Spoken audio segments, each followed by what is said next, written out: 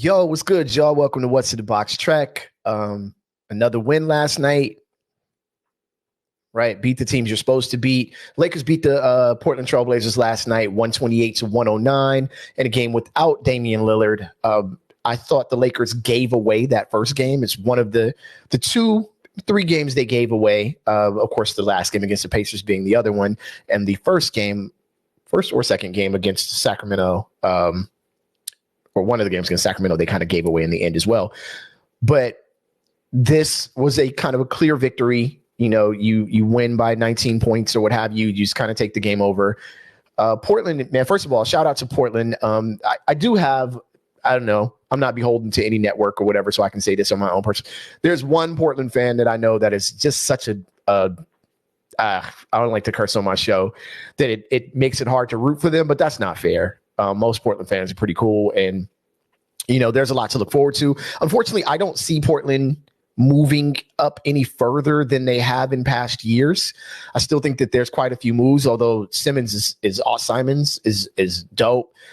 There's I don't know. They're always kind of in the middle, and that's a tough place to be when you have such a storied franchise with which that's had such great players. So looking at last night's game, though, the Lakers shot close to 50%, 49.5. Their season average is 46%, so that's above their average. They quote unquote, held the Blazers to about 47% shooting, which is not great, although their season average is about 46% is what they normally hold teams to.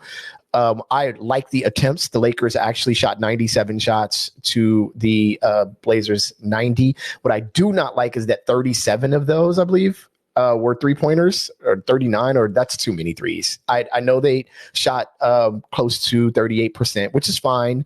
Braun was making his 6 of 8, but I still don't like the idea of 30 plus 3-pointers on a night. The Lakers still shoot the least 3-pointers in the league, which is good, right? I wouldn't say they're super bad at them. I think that was a lot of hyperbole early on, but you're not good enough at them to make that close to half of your shots. That's just my, kind of strong opinion on that. Only 8 turnovers. Russ had 0 turnovers and 4 assists. So, that assist to turnover ratio is 4, straight up. But they allowed 10 points. They didn't force a lot of turnovers either, though. They 12 turnovers for 10 points themselves. So they really kind of just won this game more straight up, right? They just simply outscored and outplayed and outpaced the Portland Trailblazers, which without Damian Lillard, you should be able to do that. You may disagree with me, but I don't know if Dame needs to make that much of a difference. I think that they could have beat them with Damian Lillard on the floor. When you look at last game, they gave that game away in the last couple minutes, and hopefully the Lakers have learned or are learning to not be that team, because that can ultimately be a sign of a team. Like, who you are is how you play in the fourth. The scoring was relatively balanced. Braun had 31. AD on 18 shots. AD took 17 shots for 27 points. Russ had an off night, really off night, 4 for 14.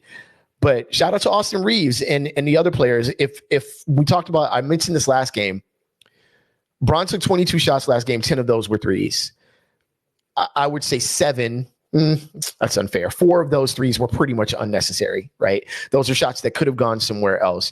Austin Reeves was allowed to create. He was hit in positions and points where he could create off the ball.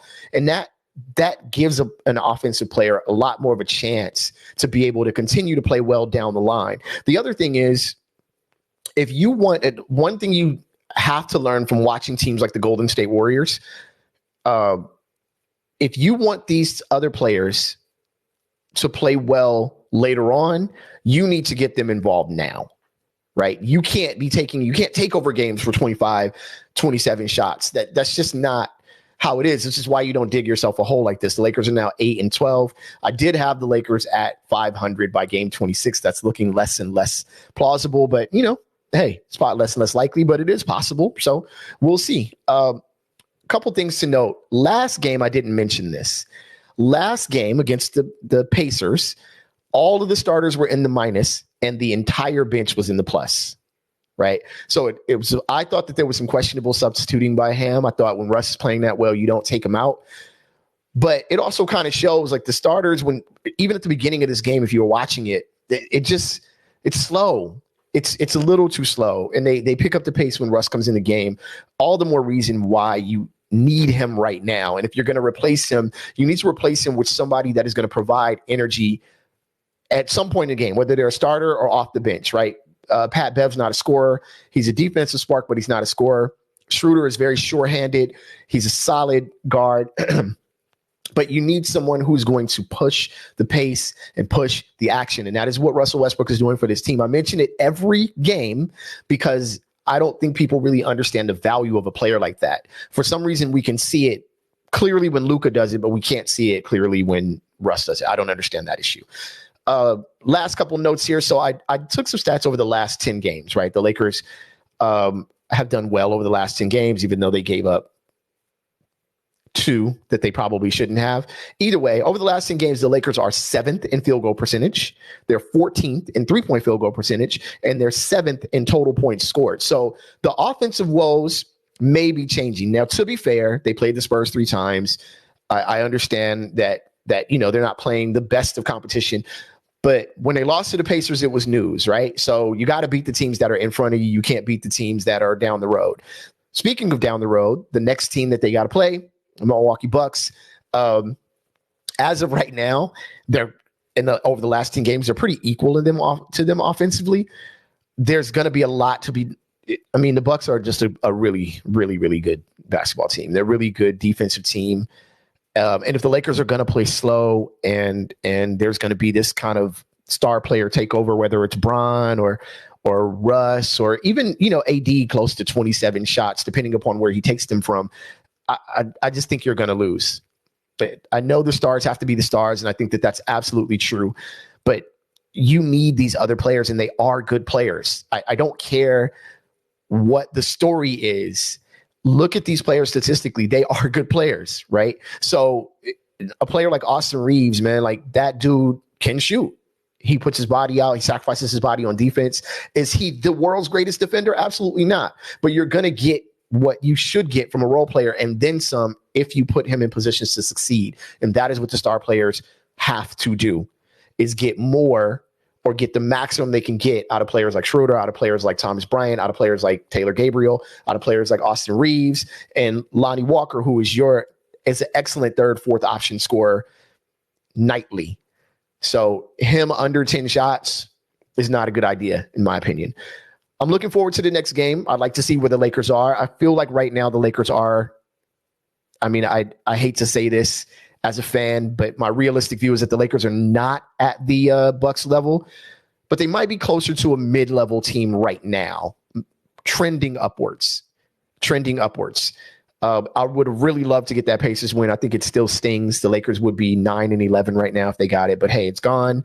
Every team loses games like that throughout the year, so that doesn't make the Lakers abnormal. It just sucks because you put yourself in a position when you were 2-10 to where you just didn't have a lot of room for error.